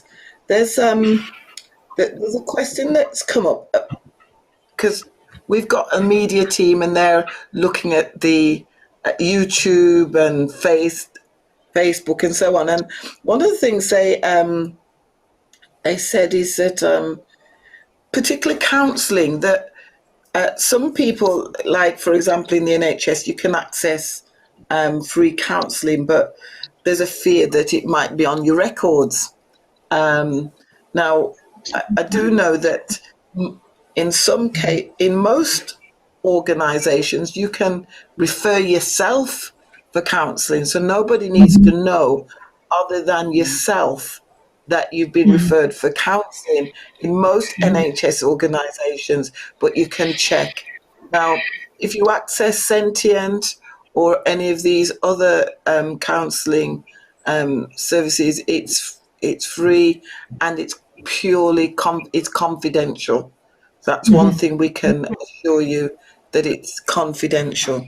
And we will check. Someone said that the number we put for Sentient might not be the most up-to-date one, but we can check that and make sure that it's up to date, and we'll make sure that it's on the website, Church of God of Prophecy website, so you can go and check on the website as well. And this is a question that I'm going to open up, and I wish I could hear everybody that's listening. Please put your comments in the chat, because I really want to hear your thoughts on this. Now, Jenny, you said super women, but don't have to be superwoman. Okay, Yes. Because there's something there about women feeling that they're superwoman, right? I don't know what the other panelists think about that, and how do you actually, because we kind of, we get going, we determine, we make things run, and some women are saying they're tired of being superwoman, all right? So they're tired of being superwoman, okay? If they're not superwoman, who's going to do it? So I'd like to open this up for the panel to hear what your thoughts are on that. It was said that, if you don't mind me coming in here, that there comes a time when we've got to learn to say no. Learn to say no, because our willingness sometimes to do everything will allow other people to step back and say, well, Sonia will do it, or Joyce will do it, or Arnie would do it. The very fact that I've kept quiet should tell someone that I don't want to do it. Let someone else have a chance at doing it. And even when we're tired and stressed out, we still want to be all things to all men, but we have to learn to say no. Okay, thank you for that. What have you got to say on that one, Carol? I think it's servant leadership certainly has its hazards, and I think the kind of underlying philosophy of serving can be something that has no end, and you can be perpetually serving other people in all sorts of ways. But I think the saying no is really important. I think there's another analogy of the strong black woman that I do say to people that I am not. I am fragile, I am weak, I am tired, I have highs and lows and everything else. And I think sometimes we set ourselves up to fail as well, because we do put this kind of superwoman outfit on and get out there and face the world, and we sort everything out. And particularly people of our generation, that we're the sandwich generation, aren't we? You've got children on one side, you've got parents on the other, and a whole mass of other people. And, I get calls from all over the world. And I think because the more that you're seen to cope, the more people feel they can draw on you and that you can cope with anything. And it's very difficult to change that perception of yourself once people have that perception in their mind. But saying no is an important demarcation. And again, showing your vulnerability. Sometimes we don't say to people, actually, I'm just feeling overwhelmed, exasperated, stressed. I can't do all of this. And even sometimes when you do say, I can't do this, people still look at you and think, well, actually, we think you can. We think you can do a better job than we can. So we'll just wait until you do it, But we have to follow through. We have to be good to ourselves. And so I think, just, very quickly, I think one of the things that we do, and looking at young people who are suffering an enormous amount of stress and anxiety for all sorts of reasons, we raise children to be aware of their physical health. We actually don't prepare them that well for their mental, emotional, psychological well-being at all. And it is like a car. We take the car in for servicing. We make sure that the oil has been changed. We make sure that the tyres are fit for the road. We don't actually do that with ourselves. And telling them is one thing, but children watch much more closely what you're doing than what you say. So we have to walk the talk and begin to nourish ourselves emotionally, psychologically, and then they will know how to do it. Yeah, I would completely endorse that, Carol. Yeah. And when I was looking at some of the stats, the stats around stress, one of the stats says that 49% of 18 to 24-year-olds experience high levels of stress. And it's often when they are in that age group, they're getting ready to go off to university. Look at this recent debacle of the grade situation. Yes. My son was fortunate to get into the university of his choice, but he's got friends who didn't. Even when it went back to the grades from the centres, but there were some people who didn't, and that's a lot of stress to carry. And I would endorse what Carol said. We have to be able to speak and say no. That's the first thing. We really have to, and get used to practicing no. And there are people who I've found that because you're a doer, I get it in my family as well. I come from a huge family, but I'll often get the call, and I'm sure there's lots of people on the call tonight, on this platform tonight, that are the ones who get the call. Can you do this? Can you ring that person with mom? I've got my son or my daughter ringing me and asking me, Mom, how do I cook this? Or, well, this is happening. What do I do? And then you've got work, and there's so many demands on us. I think we just often have to give ourselves permission to say, whoa, stop. I cannot do anything else. And one of the things that even my mum will tell you this is about the drama. So if anybody's coming to me with anything, whether it's family, friend, or foe, I'm like, no, don't have the capacity, can't deal with that. So being able to assert ourselves and actually say no. And people will still come back and say, no, you're all right, man. You always cope with everything. Well, actually, no, I can't do that. And you don't have to give an explanation. You can just say no. So true. And it's sometimes it's easier said than done. Sometimes it's easier said than done. But what I think I'm hearing you say is that you've just got to take that step and test it. Yes. If you're someone that's used to being the superwoman, is that you just have to test it. And the other thing you said, Jenny, was about the 4 pillars of physical wellness. And if we're not looking at those 4 pillars of physical wellness and looking after ourselves, it has an emotional impact. It really does. Just one just looking at the YouTube channel, Margaret Richards says, she quotes the scripture in Psalms 42, verse 11, says, when David is speaking to himself, so he's having a conversation with himself, and he's saying, why art thou cast down, O my soul, and why art thou disquieted within me? Hope thou in God, for I shall yet praise him, the help of my countenance and my God. So, that's positive self-talk, isn't it? Yes. Isn't that positive self-talk? Yeah. Isn't that, David speaking to himself? And I heard this explained very well by none other than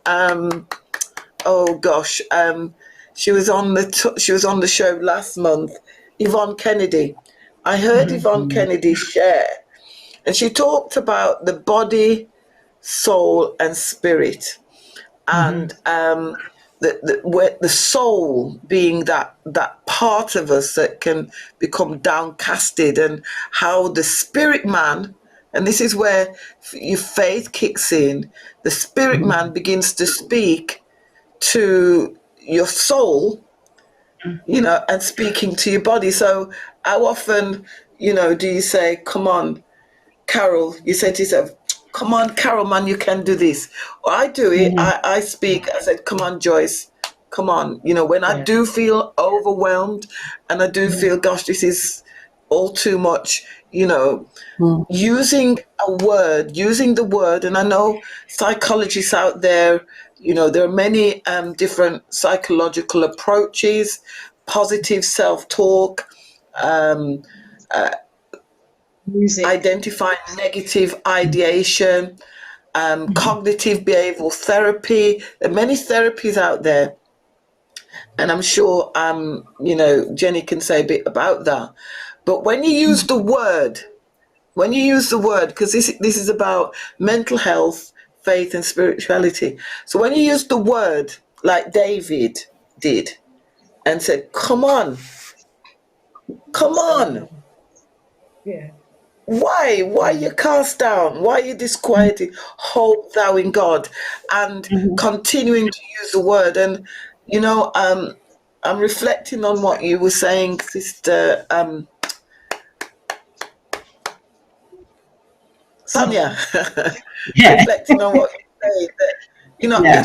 it's a depth. When you go into depression, it's a depth. It's not something that you can just, people say, snap out of it. It's not. It doesn't work like that. No. It And doesn't work like.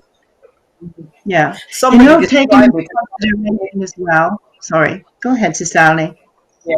Somebody described it as it's like being in a tunnel, Mm-hmm. and when you're in a tunnel, it's very dark. And Mm-hmm. even to get to that stage where you can speak to yourself is very difficult. It's only when you can see a glimpse of light, then you're Mm-hmm. able to perk yourself up. Yeah, Yeah, yeah, so it can be very deep. yeah. What I was going to say is as well is that we forget about our health as women. So different to men. We grow up as little girls and then we get to puberty when our hormones kick in, and then we have premenstrual tension, then we have menstruation, and then we go through pregnancy and childbirth, and then the menopause. And that's a lot for one woman's body to cope with, on top of everything else that we have to put up Yeah. with in this world. So, I can understand that we are very frail, because from the time we hit 10 or 11, it's all these men that are coming in. Menstruation, menopause, Okay. mental health problems. And it all goes back to what you did Dear. in Eden. And we are suffering because of that sin. But seriously, as women, when you think even how many children some women have had, we are tough cookies. So when we find ourselves with depression and these things, there's too much at stake for us to just lay down and die. Why sit ye here and die? Let us Yeah. call out for help. And I want to say this to our listeners and those who are watching tonight. When your fed upness goes beyond 2 or 3 days, seek medical help. There is no stigma attached, because believe it or not, I was told that if you get into the system, it's going to mess up your employment. But do you know something? I just played deaf on that one. And the most support I got during the worst part of a mental breakdown was from my employers at the time. They were there for me 24/7. They would allow me to come into the office and sit down in a room, going through files or something like that, just to make sure I wasn't on my own. So that for me, the stigma is in the mind of people who've not gone through it, are not conscious that it could happen to them. It's I'm having treatment for cataracts. I don't keep that to myself. I go to the dentist, I go to the opticians. The arthritis, I go to my doctor. Why am I going to keep quiet about something that's wrong with my way of thinking, my inability to cope, my mental health? I want to encourage everyone, men and women, please seek medical and professional advice, because there are people out there who are trained to help us. And don't listen to the man who's not gone through it. Talk to someone who will listen, and talk to someone who's gone through it, and just seek the help and the assistance that you need. Life is too short to live a miserable life. And that's what I want to encourage our watchers and listeners to do. Seek help. Yes. Thank you. Did you want to add to that, Jenny? Yeah, it's just so powerful. I could, Sister Sonia, you're so churchy, Sister Sonia. Sonia, I could listen to you all evening, and I think for everything there is a time and a season, and if we were talking about setting achievable goals, about things that we could do as a response to this. We know that people might want to, after this session, seek out counselling, and we will make sure that the number for Sentient is on there. But just to open up the conversation in this first instance is really powerful. And I just wanted to encourage everybody who is listening, please, please, please don't stay silent. You know, you're not the only person who's going through it. You're not the only person who's spinning 25 plates, trying to be everything to everybody. And that fear of failure is a thing that kind of paralyzes you a little bit, because you think, oh God, I said yes to one more thing and I can't do it, but I don't want to let them down. But actually saying no, being able to manage our own set of things that we can do and manage them well is going to help us, but it will also help others, because they can then pick up some of that, or somebody else can have an opportunity to pick something up. It's not just the same core set of people who have to do everything. Yes, you want reliable individuals, but we have to be kind to ourselves. We are super women. We're amazing, but we're not superwomen. Absolutely. I can see another question that's come in. Do you think stress is women are more prone to stress than men? Good question. I think we all experience stress, but men and women might experience it a little bit differently. One of the things when I was looking at some of the recent stats around stress, the key things, or one of the key things, and it was 36% of women who felt stress linked it to body image and not feeling satisfied with how they look and the pressures of society to look a certain way. So as women, we are doing that. And then all of the things that Sonia described earlier on about the things our bodies go through, and trying to be sort of the manager of the home, then you're probably managing staff, or you're working as well. It's not to say that men don't go through stress. Of course they do. We probably experience it slightly differently. But, you know, as women, we carry a lot. We carry a lot. So, yes, we have to look after ourselves as well. Any thoughts on that from our other panelist, Carol? Any thoughts on that? I think we all experience stress. I think the onset of all the men that Sister Sonia talks about means that women interact with medical services, etc., more frequently, and sometimes are more prone to open up. Actually, suicide is higher amongst men, and that's an indicator of how they respond to life, stresses, etc., and depression. You know, and people talk about, you know, the silence that they did not know. There was no indication. They didn't open up. And so it's really, really important for our boys, our young men, our men, middle-aged men in particular, that we begin to find ways of reaching them, because often they are locked in, and we need to reach them so that they can begin to open up about what's going on inside. I think there's another issue that I think that's very pertinent in terms of stress.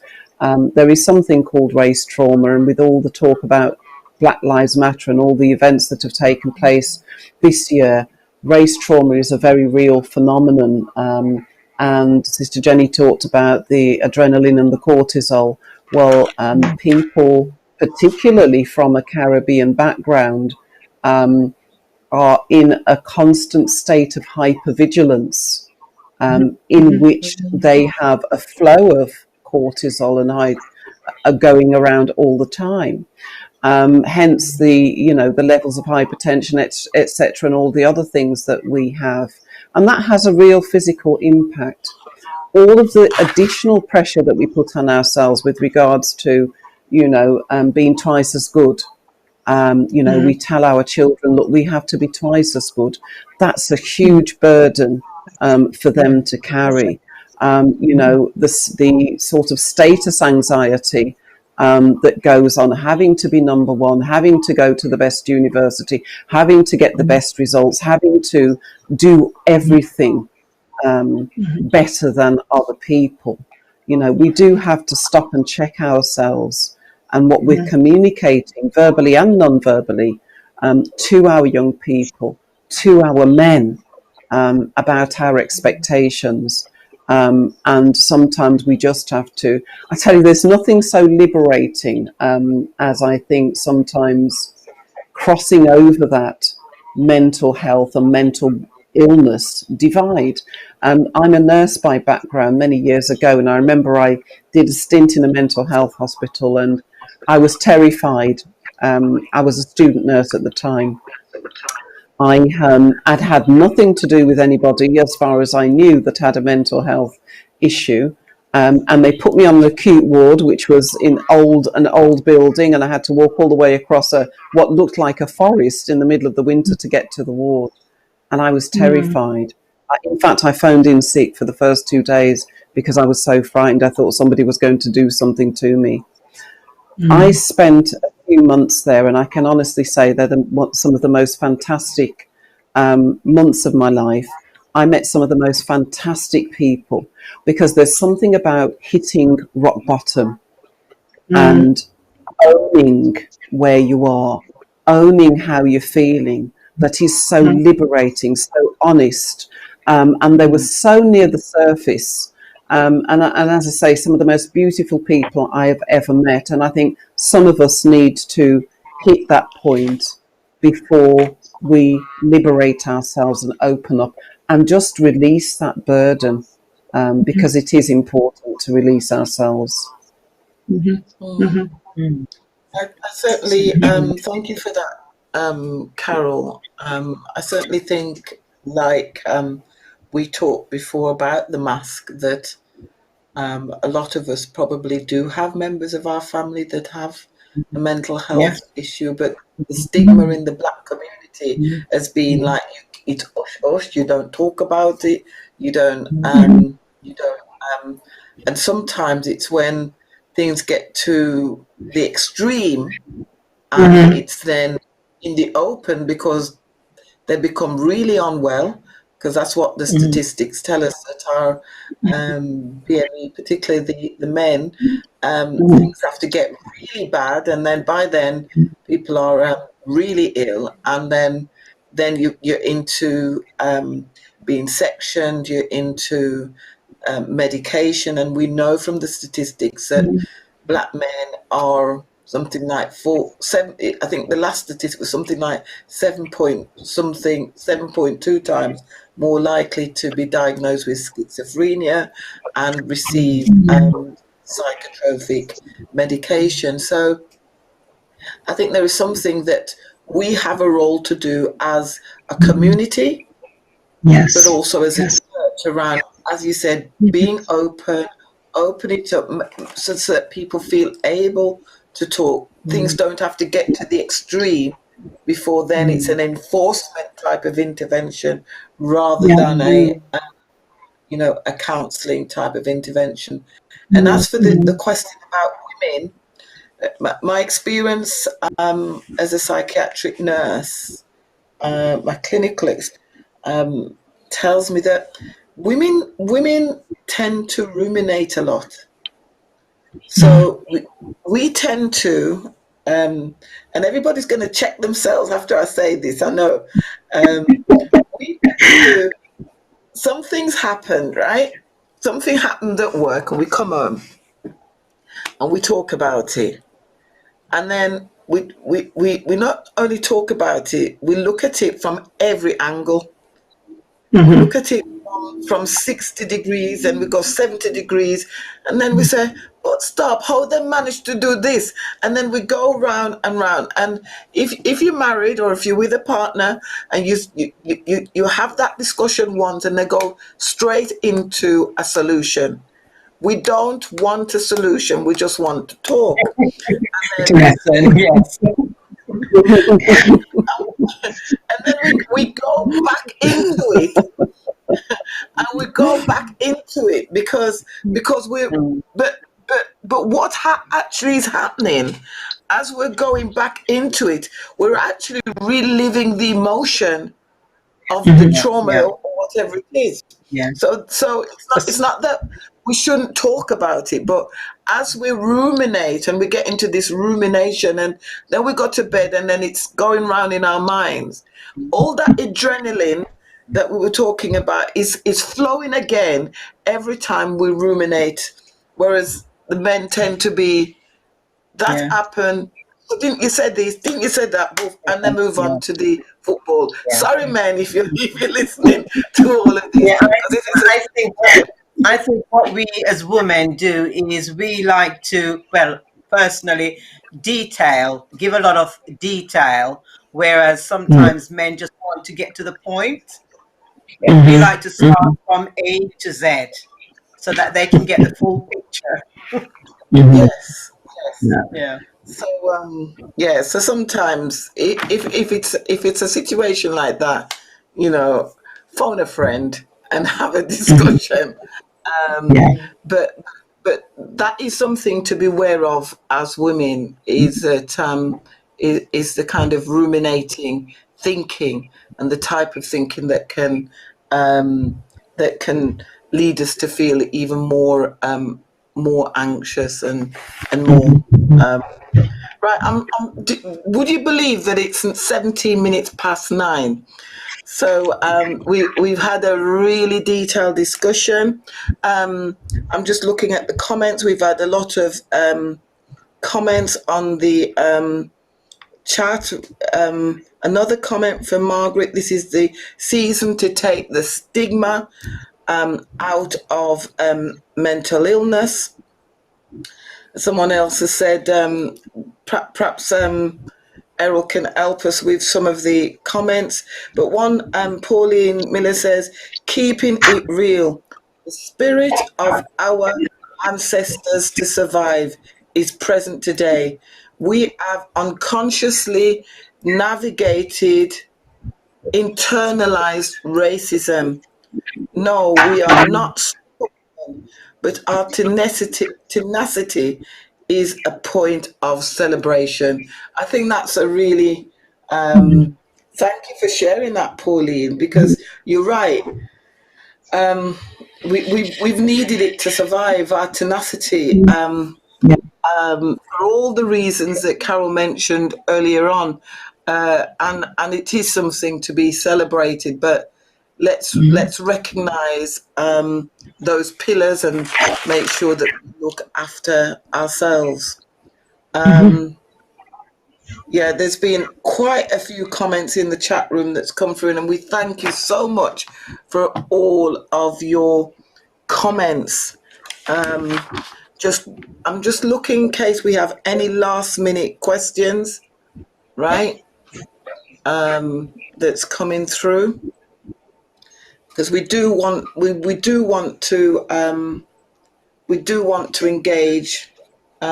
engage yourself and make sure that we respond to your questions. But I think it would be good, as we're coming to the end of this session, Jenny, to ask you to do that exercise for us again as we read the comments that are coming through.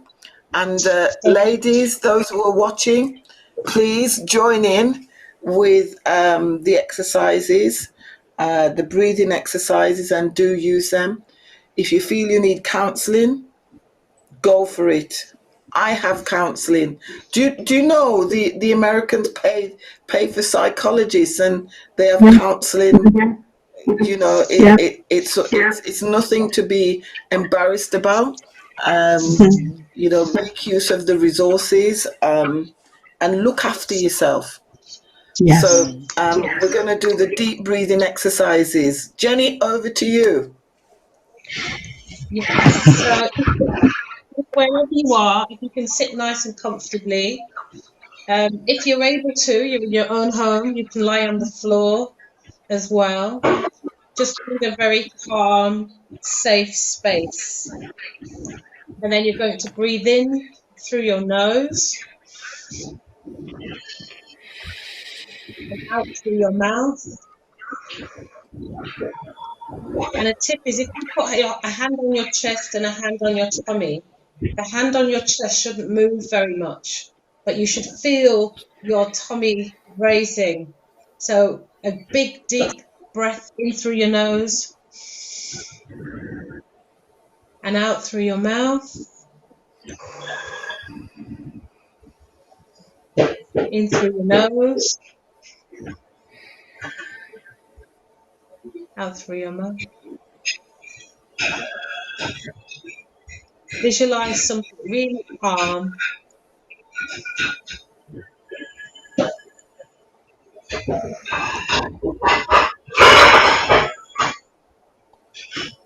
In through your nose, out through your mouth.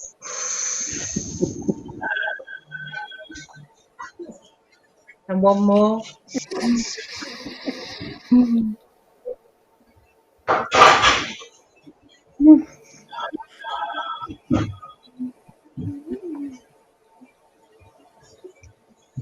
And again.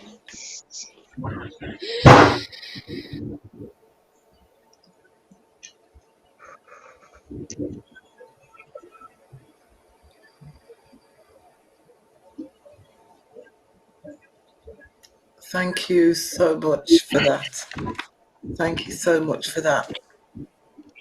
Want to thank our panelists for tonight.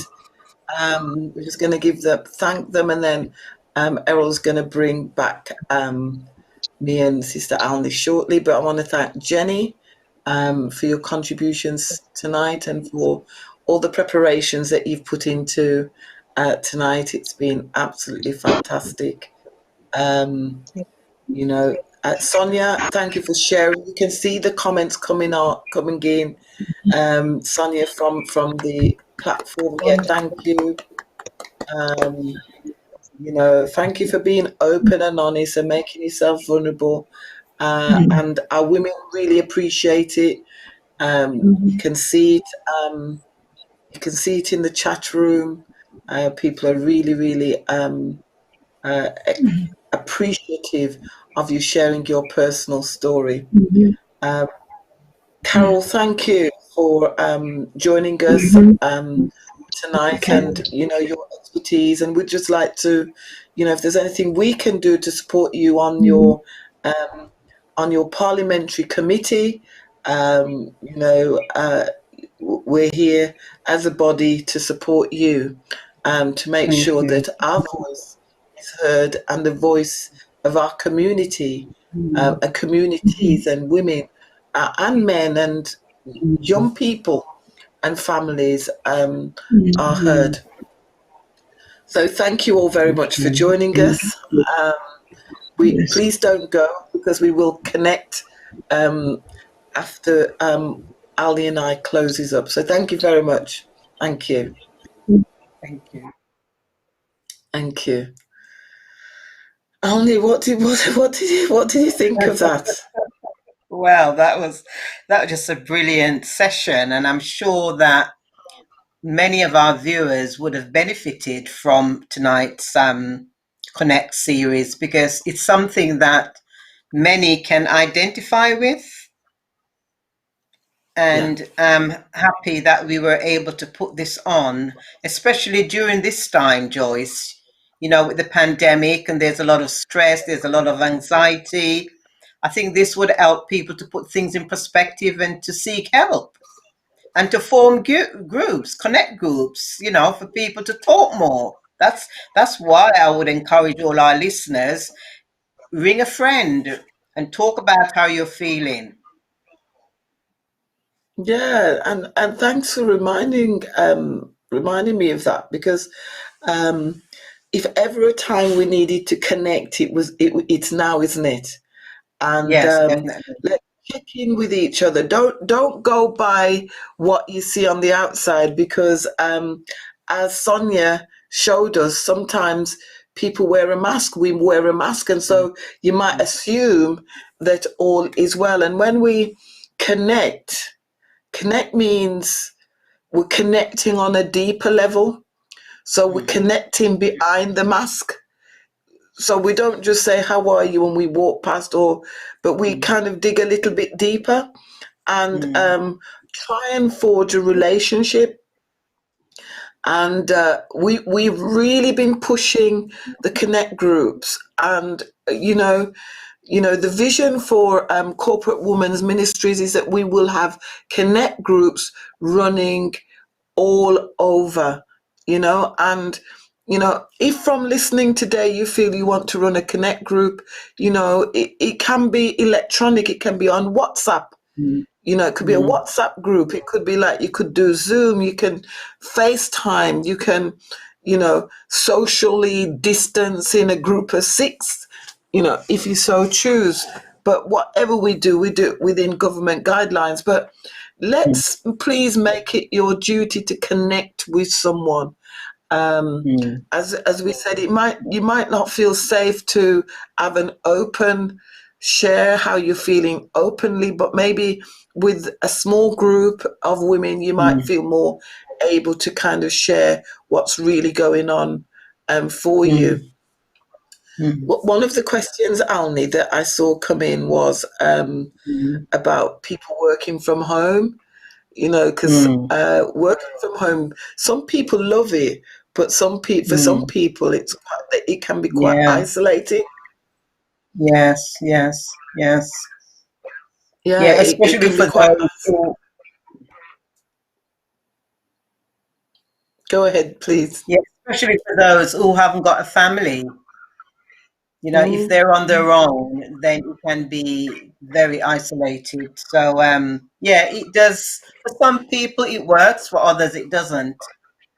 But then this is where the connect will come into play, whereby we can connect with each other on the phone, on Zoom. So nobody really need to feel isolated, I believe, and this is why we're trying to promote this connect group. Never feel that, I don't want to bother that person. We've got time for each other.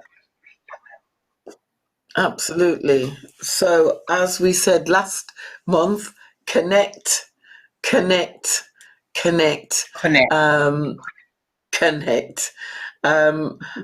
In closing, I just want to thank all of you for your comments. I can see them coming through.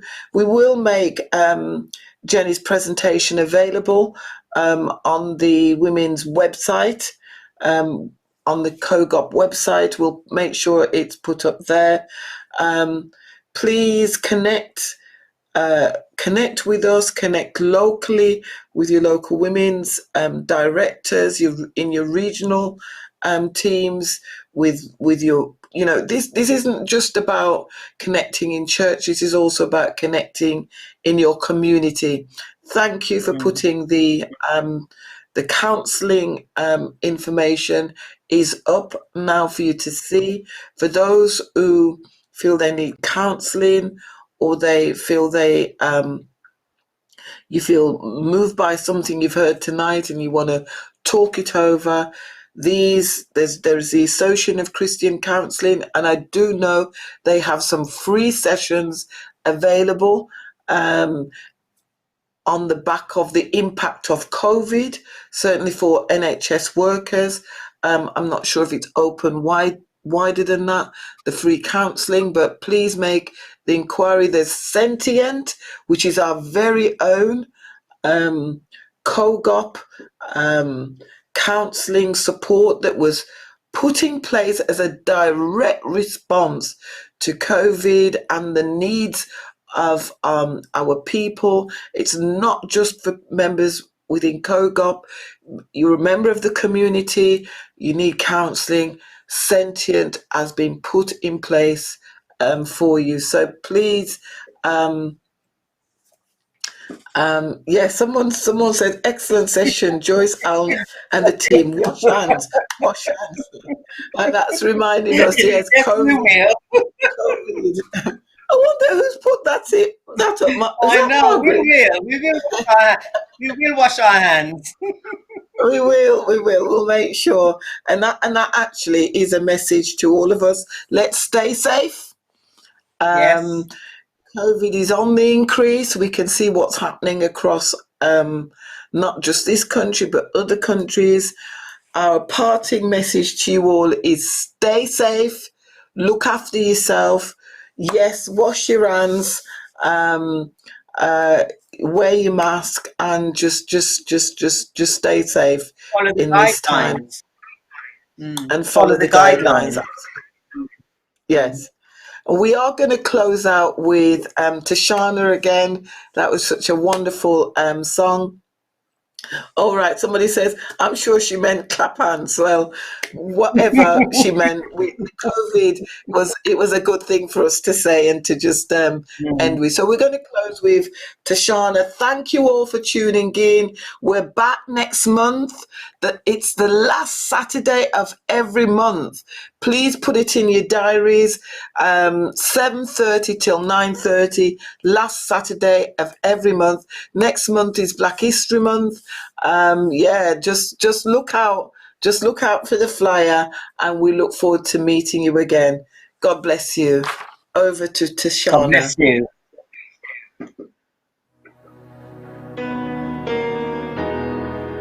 Walking around these walls, I thought by now they'd fall,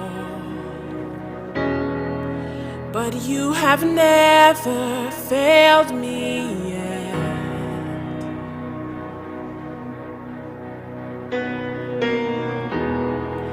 Waiting for change to come,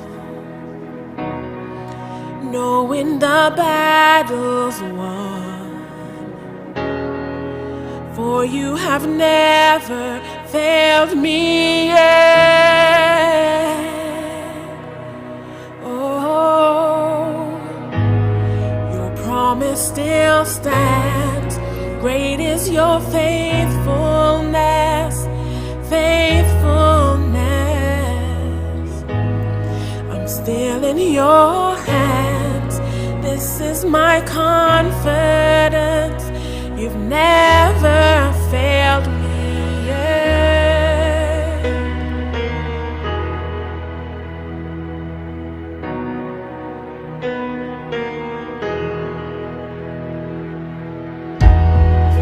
I know the night won't last. Your word will come to pass. My heart will sing your praise again. 'Cause Jesus, you're still enough. Jesus, you're still enough. Keep me Within your love, my heart will sing your praise again. Your promise still stands. Great is your faithfulness. I'm still in your hands. This is my confidence. Your promise still stands. Great is your faithfulness. I'm still in your hands. This is my confidence. You never failed me yet. The scripture that comes to mind in Psalm 37, where it says, I've never seen the righteous forsaken or his seed begging bread. And I just want to encourage you today. I want to remind you that our God is faithful. He will make a way. He will come through. He will provide. Even though you can't see it, even though you may not be able to feel it, but just trust. Just believe and know he'll do it. I've seen you move.